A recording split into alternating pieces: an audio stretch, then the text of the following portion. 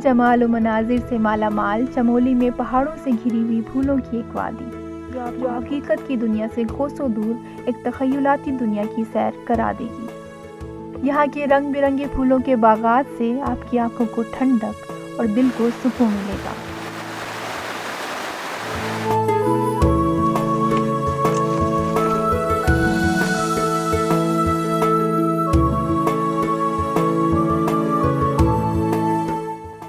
ऐसी जगह की सैर करना किसे पसंद नहीं होगा।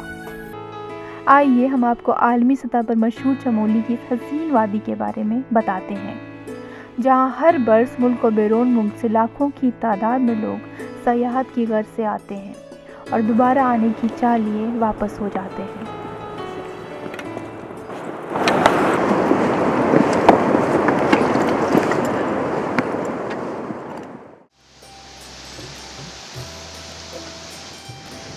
ये वादी बुलंद बाला और सरसब्ज़ व शादाब पहाड़ों के दामन में वाक़ है, जो बादलों से ढके होते हैं और मशहूर कौन कुदरती मनाजिर पेश करते हैं। दूसरी जानिब ठंडी झीलों में पानी के पत्थरों के टकराने से पैदा होने वाली खिलखिलाहट की आवाज़ एक अलग ही कशिश पैदा करती है।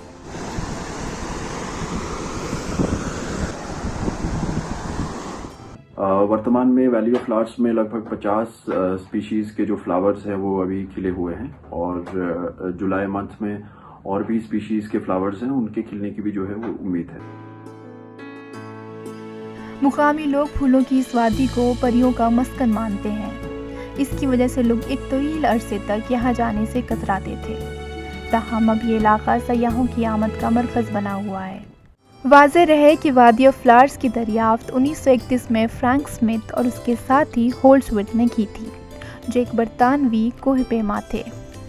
उनकी इस दरियाफ्त के साथ वादी ऑफ फ्लावर्स आलमी सतह पर मशहूर हो गई।